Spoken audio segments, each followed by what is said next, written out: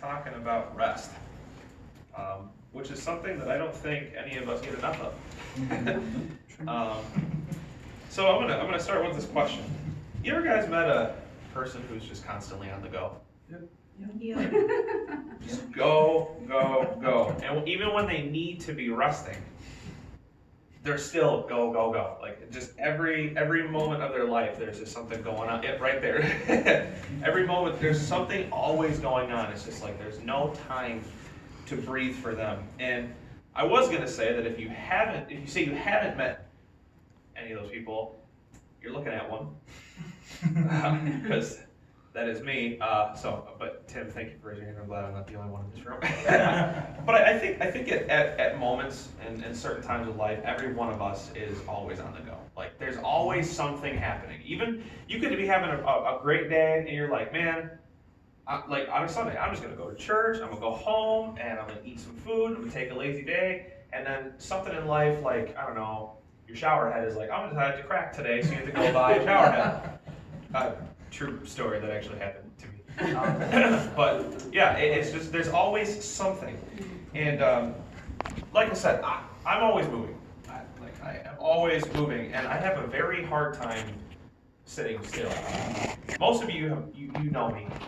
So it's pretty evident to see that I'm always moving. Even when I'm sitting talking, like I could not sit here like this. If I'm not moving my hands or something, then I start to fidget. Hence why I play with cars all the time.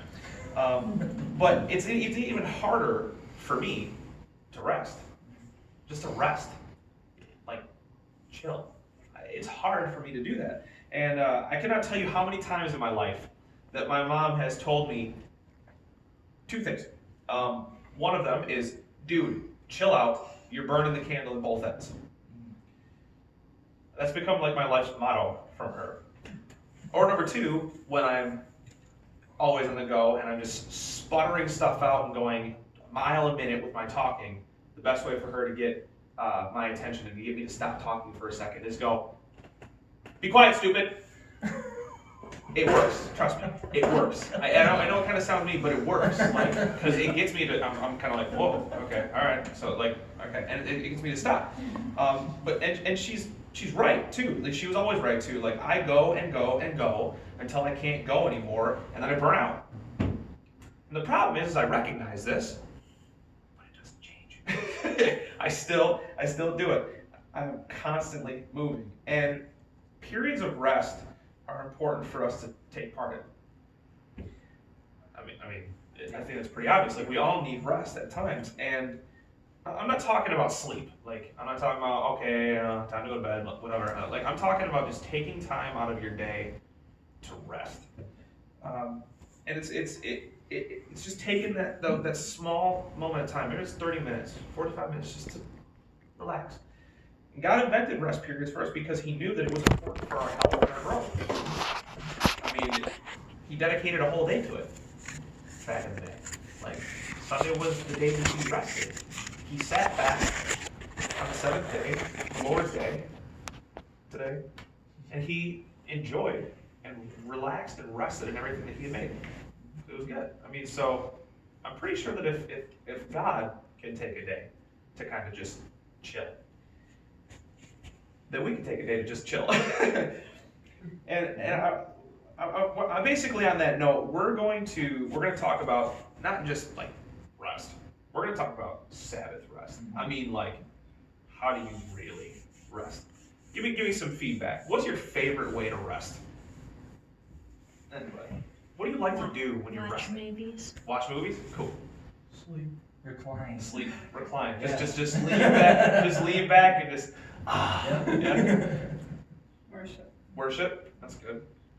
Anybody Reading else? books. Read books. Okay. What do you like to do, Connor? What do you like to do when you rest? Okay. All right. That works. No. So just take a second. You know those are ways to rest. Those are good ways. Just take a second to think about how your typical day goes. Okay. And I think after we talk about this, you'll understand why it's so important to actually do the things that are restful. Your phone is blowing up all the time. Your calendar is out of control. If you're like me, it's really out of control. Like your to-do list feels like it's never ending. just like the amount of dishes that pile up in my sink. Yep. And your mind will not stop racing. And every morning that you wake up, that subtle hum of anxiety of what you need to accomplish for the day is right, buzzing right in your ear, right? Can anybody relate to that? Am I the only one? No? Okay, cool. Perfect. All right. That sound familiar? Yeah. So today more than ever before, we are restless. I mean restless. Always on the go. And there's a ton of reasons that we don't experience the rest that we essentially need. One of the reasons could be, we, like the rest of the world, are spending so much time consuming entertainment, social media, apps, and games that these good things that were meant to be life-giving have actually become life-sucking. Another good reason is maybe we aren't taking time to enter the Lord's gates with thanksgiving, leading to discontent and restless drive to achieve and accumulate more. In essence, maybe during the times of our day, we just don't take a second to sit and engage with Christ. Worship. Pray. Maybe not every one of us prays every single day. I know that there are times where things get busy. We're supposed to be praying without ceasing. Right. That feels almost impossible. But a lot of us, we miss it sometimes. We miss church sometimes. Things just, it's all. Sometimes it gets in we forget to do it, or we don't do it. Maybe we're failing to just simply take the time to regularly remind ourselves of the gospel and how our identity in Christ frees us from the need to constantly do more all the time. Like another good example for me is there's a big difference in my mind between busyness and productivity. Can anybody relate to that? There's one thing to be busy, but there's another thing to be productive. Yeah. And I feel like if I'm not being productive, but I still have a busy day, I'll try to add more on so I can be productive, which increases the busyness that I have to do. And that's where the burning the candle out of both ends gets it, because if you have 2 wicks on the end, what happens eventually? Burns out. Now this might sound a little oversimplistic here, but if our problem is restlessness, then the solution must be resting from the sources of that restlessness. Maybe if social media is burning you out, maybe you should just take a break from social media. Maybe there's something that we're doing that it's not a bad thing. Maybe we like to do it, but maybe just consistently doing it on a regular basis is burning us out, and you need to just take a little bit of rest from it. Think, I wish I could take a break from thinking. I really wish. But, in order to find true rest and peace, we got to regularly break from the restless demands of the world and our work. Sometimes you just need to chill. And like I said, there's a lot of good things there's a lot of good things that keep us busy from day to day. Planning a wedding, for example, is a very busy thing. Going to work every single day, 9 to 5, is a very busy thing. Sometimes you just need a cheat day. I didn't tell you to take advantage of that. I'm just saying that sometimes you just need a day off. Sometimes there's just things that are all they're good, but they really make us restless. And God, we got to give thanks to God and what God has given us, rather than always striving for more. That's another thing I do, is I always want more. I always try to do above and beyond. I always try to get more and more and more, when I sometimes need to just take rest in the simple little victories. And I think we need to temporarily exchange these things that drain us, from the email, the smartphones, the TVs, and all that kind of stuff, and do things that bring us life, like hanging out with friends and family and going out, doing stuff like this. No one's on their phone. Your social media it's gone for now. We're just hanging out. This is nice. This is life-giving right here. Good stuff. So how are we supposed to experience true Sabbath rest with all of these things coming at us all the time? All the time. What's the first? And you don't have to be ashamed to raise your hand. What's the first thing you do when you wake up? What do you check? Your phone. My phone is next to my head. My alarm is on my phone. My bank is on my phone. My life is on my phone. So what do? When you wake up? You check your life. That's literally what it is. What if you just put your phone away on the other side of the room and got an actual alarm clock? So when you woke up, instead of your phone sitting there, the Bible was sitting there. Life-giving, not life-sucking. I think the key to this is actually understanding what Sabbath rest is and what it isn't. I'm sure, is everybody in here familiar what the Sabbath actually is, like the day the Sabbath is? Because if you don't, we're going to go through it anyway, so you're going to learn today. But Sabbath rest, to really understand how to take part in Sabbath rest, I think we need to understand what the Sabbath is and what it's not. And fortunately, the Bible has a perfect model of what this kind of rest will look like. And now, up until a few years ago, Sabbath was actually like a noun to me. It was just a noun, but it wasn't a verb. It wasn't something that you would actually take part in. It was just a thing. It wasn't an action. And it was an ancient word for a day of the week, Sunday. Not something modern, like that modern Christians actually take part in. It was more like, when you read about the Sabbath, it almost kind of sounds like a legalistic chore back in biblical times. Like, some people took it to the extreme, which we'll cover. But Sabbath rest, Sabbath is actually a gracious gift that can solve restlessness. Like, it can, if we understand it. So, if we grab a hold of this key, we're going to be able to experience true rest in Christ in a world that is constantly on the go. And we don't have to deal with the consistent anxiety that we deal with on a daily basis. We can actually live out Philippians 4, 6 through 7, which says, do not be anxious about anything. In everything with prayer and petition and thanksgiving, present your request to God, and with the peace of God that transcends all understanding, will guard your hearts and your minds in Christ Jesus. We can actually live that out, to not have to be anxious and worried. Think about that. Can you imagine a day where you're not worrying about something? No, you can't. Like, our minds are always going. It's always going. Like, what would your day look like if you woke up and you were like, I have nothing to worry about today. I'm just gonna kick back and just like, how would that be? See, knowing me, I'd probably be like, I'm worried about how I'm gonna relax today. So we can actually enter his gates with thanksgiving, and his courts with praise, and give thanks to him and praise his name for the rest we can receive, just like David did in Psalms 100, verse 4. Check it out, it's good. So why don't we start with what the Sabbath isn't? What do you guys think? What is the Sabbath not? It's a weird question. Like, we know the day, Sabbath, but what is it not? Jesus said something about what is not. Does anybody know? Cool, you're gonna learn today. So first, we're gonna look at this. We're gonna chew on this. What is the Sabbath not?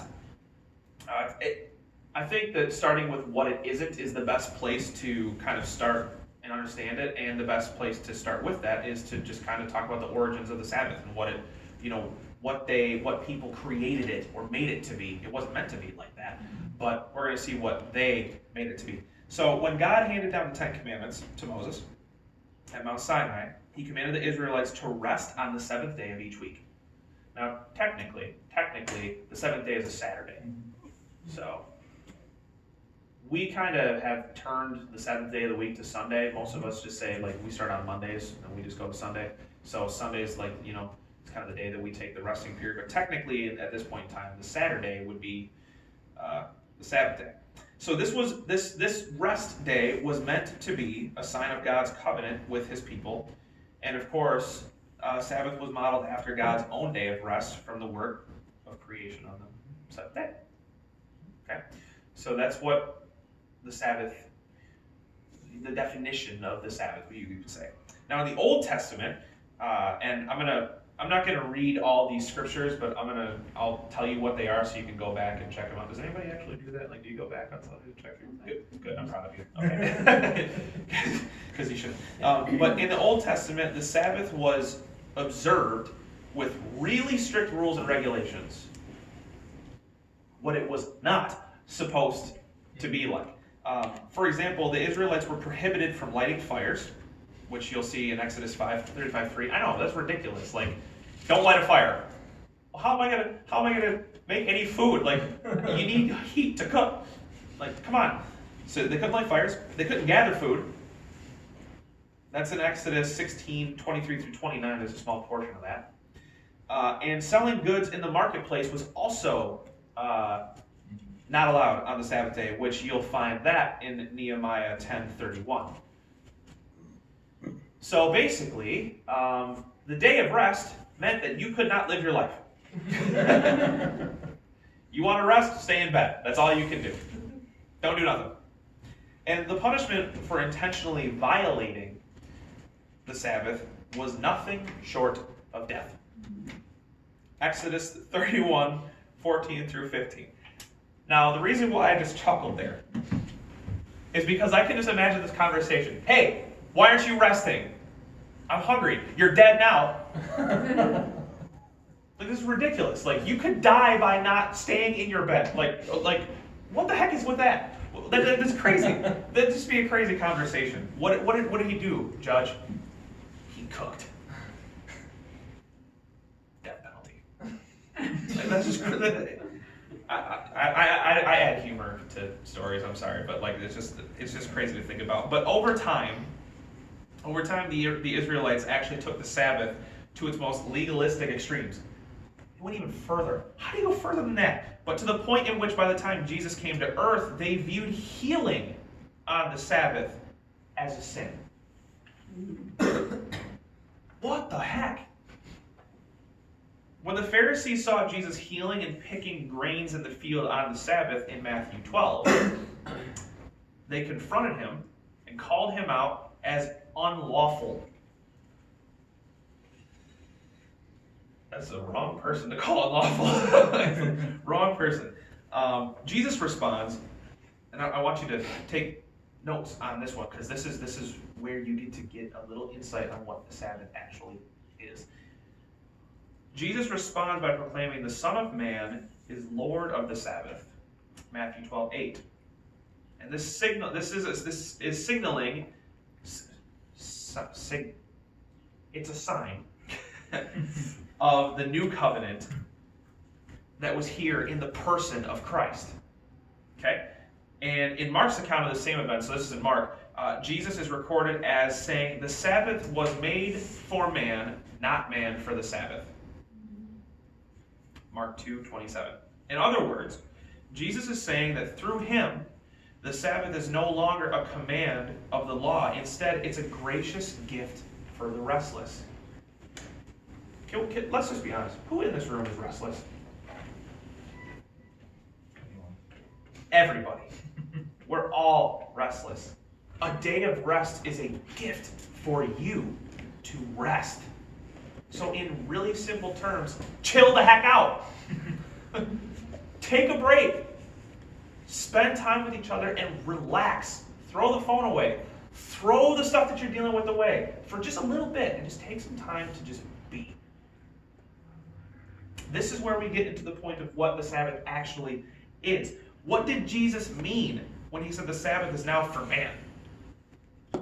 How do you practically take advantage of that gift? And how can we rest regularly today without making our rest legalistic and life-sucking? Those are the questions that we're going to answer at the end of this. Because, truthfully, I really can't say that I use social media and stuff to rest, because if I do that, I end up binge-watching YouTube videos for a good 4 hours, and in reality, that sucks the life out of me, because I could be spending it in my Bible or with people outside, which would be giving me life. No offense, I love Dude Perfect, but they're not giving me life. They're just making me jealous, and they make money off trick shots that I can't do. Shout out to Dude Perfect if you want to share this video on your Facebook. So, what is the Sabbath? So we just talked about what it's not. Okay? I want to see if everybody remembers. What is the Sabbath? It's a day made for rest. It's also a day made for man, right? So it is a day made for the people to chill, to rest. So we see Jesus, he basically reframed the entire idea of Sabbath rest as a gift to be enjoyed rather than a law to be obeyed. If you were forced to rest, would you really feel like you're resting? No. No, not really. So if Sabbath, in the words of Jesus in Mark, was made for man, the question becomes, well, what does man need? What do we need? What do we need from the Sabbath? Rest. Right? Exactly. We need rest. And we need an